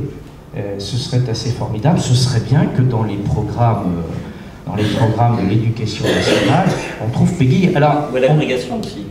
À la grecque, il n'y a jamais Peggy. Il y a jamais. Et je disais, moi je connais, alors sur un autre auteur qui est orléanais aussi, dont je regrette qu'on ne le lise plus, je ne connais qu'une universitaire. Alors sur Peggy, il y a la chance, il y a un petit peu plus. Mais ça nous interroge quand même, parce qu'on est à l'aube de la révision des programmes de l'éducation nationale. Alors je voudrais que les sachants, comme l'on dit aujourd'hui, eh bien, puissent revisiter, comme l'on dit aussi aujourd'hui dans des formules superbes, revisiter leur savoir et proposent à nos enfants, eh bien, oui, Jean-Pierre, cette littérature française. Mais oui, parce que c'est quand même un patrimoine formidable. Et je trouve que tout cela est assez dramatique. Je reprends mon pessimisme, j'arrête. Alors je cite quand même la phrase. Oui, je faisais allusion à Maurice Genevoix, bien sûr, qui lui a disparu complètement des tablettes. Alors bon, chacun a le droit d'aimer et de ne pas aimer.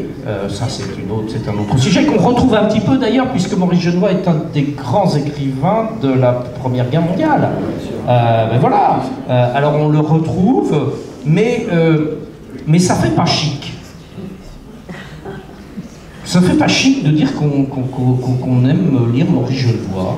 Bon, c'est peut-être pas chic, je sais pas, mais enfin moi j'aime bien. Et voilà, donc je termine sur cette phrase. Vous l'attendez avec une impatience à peine dissimulée.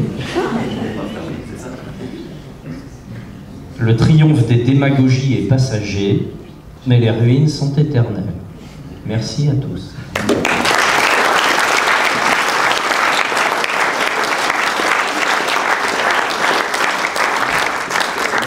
Merci à tous d'être venus et peut-être à bientôt. Alors, il faut dire Peggy. Merci.